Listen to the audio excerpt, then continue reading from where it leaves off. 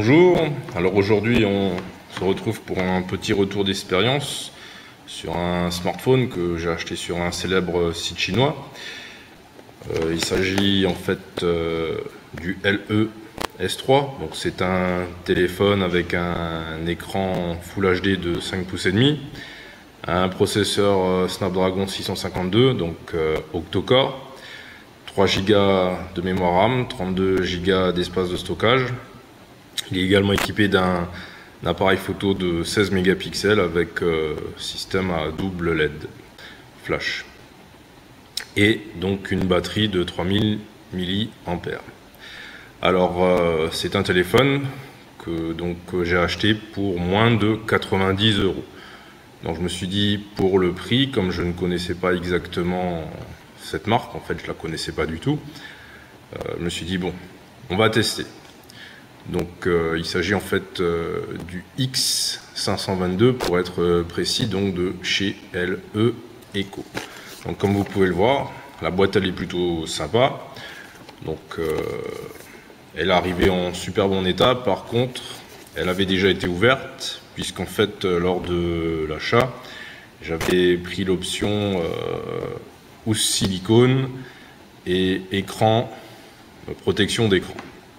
Alors tout de suite, on va déballer. Donc qu'est-ce qu'on avait donc, au déballage? Donc une notice, la housse en silicone, voilà, qui était livrée avec. Alors l'adaptateur, donc il y a un USB type C, donc adaptateur USB type C vers jack 3,5. Donc qui veut dire qu'en fait finalement déjà d'emblée, où on charge son téléphone, où on écoute de la musique par exemple, mais on ne pourra pas faire les deux. Et ensuite donc classique, hein, un chargeur rapide de 2 ampères. Par contre, prise asiatique, et il n'y a pas de prise adaptation secteur de chez nous. Un câble USB, des écouteurs que j'ai même pas déballé, et donc la petite épingle pour éjecter la carte SIM. Et donc le téléphone, donc je l'ai utilisé, je l'ai remballé, hein, simplement pour vous montrer. Donc on a quand même quelque chose qui est très bien emballé. Donc tout ça, ça ne nous intéresse plus. Donc ma carte SIM, je l'ai déjà mise dedans, mais rapidement, quand même vous montrer. Voilà. Donc on a que donc de l'espace pour 2 nano SIM, et en fait on ne peut pas rajouter une micro SD. Donc on ne dispose que des 32 Go qui sont dans le téléphone. Alors quand on l'allume, qu'est-ce que ça donne? Donc voilà, donc un écran qui est plutôt grand. Alors j'ai bien aimé son design en fait, hein, c'est ça qui m'a poussé à l'acheter. Et donc vu comment il était présenté sur le site, c'était plutôt intéressant. On range tout ça. Voilà. Alors, donc, comme je disais, la housse en silicone, elle est livrée avec, elle a été sélectionnée, donc voilà, une housse en silicone. La protection d'écran qui était déjà collée, donc ça c'est plutôt sympa parce que c'est pas le genre de truc que j'aime faire. Dès que vous avez un peu de poussière, vous avez des bulles d'air, etc. Donc là ils vous l'ont fait, donc vous êtes tranquille. Voilà, donc une housse silicone.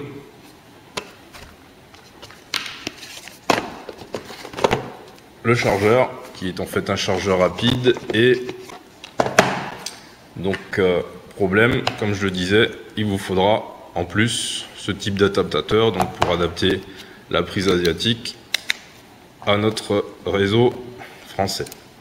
Donc ça, bon, j'en avais un paquet en stock, comme je commande souvent et que je me retrouve souvent avec des appareils chinois. On revient sur notre téléphone.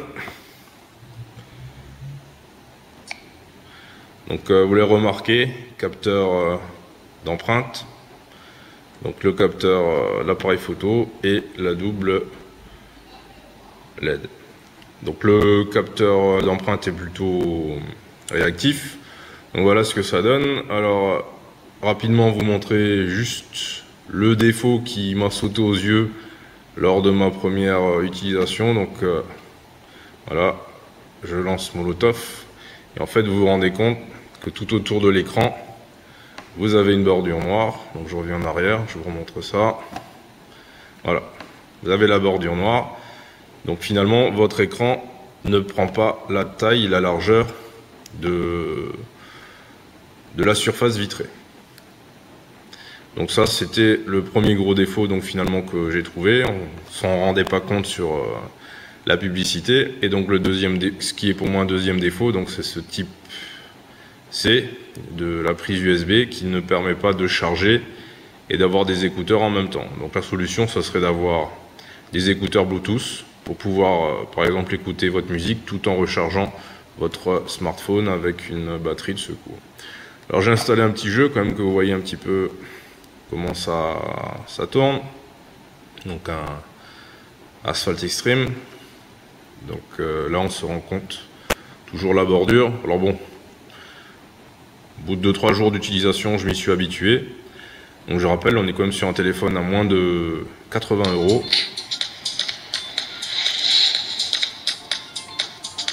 Voilà.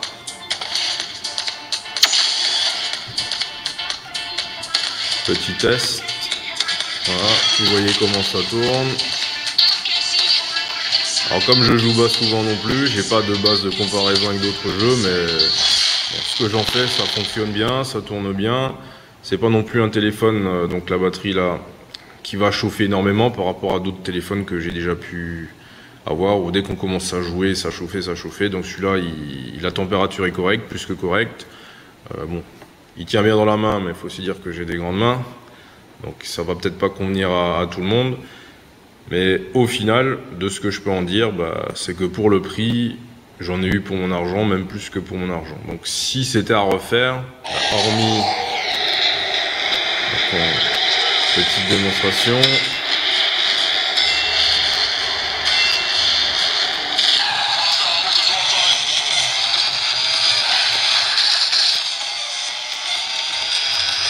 Bon, il y a le reflet de la caméra, c'est pas terrible, mais donc vous voyez que voilà,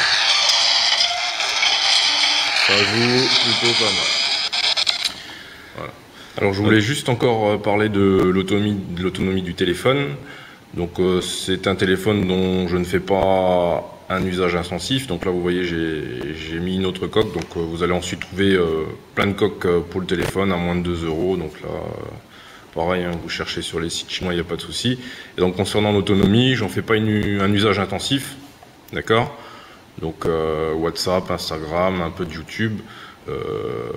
Je joue pas beaucoup non plus. Donc il tient à peu près 2 jours à mon rythme. Après, si vous en faites un usage un peu plus intensif, je pense que faudra quand même le charger comme n'importe quel téléphone, au moins une fois par jour. Il faut à peu près 2 heures de charge.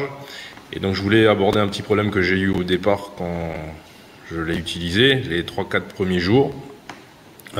Il chargeait et au bout de 2 heures il était déchargé.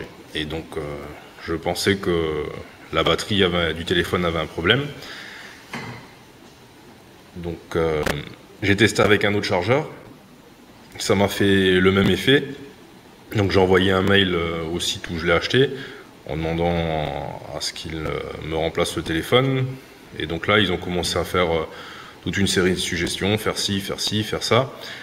Et donc je suis aussi allé sur les forums et j'ai trouvé un forum où donc quelqu'un disait qu'en fait lors de la première utilisation il fallait le décharger complètement et donc qu'il s'éteigne tout seul quand la batterie était déchargée, ce qui n'apparaissait pas du tout dans la notice. Donc c'est ce que j'ai fait et donc finalement la fois d'après le téléphone s'est complètement chargé et là il a commencé à garder sa charge normalement et à aussi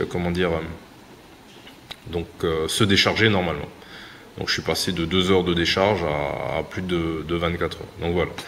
Donc si jamais vous avez le même problème, donc Voilà, testez. Videz-le complètement, laissez le téléphone s'éteindre tout seul et vous relancez une charge. Donc depuis ce petit incident, donc lors de la première semaine, donc le téléphone fonctionne très bien. Voilà.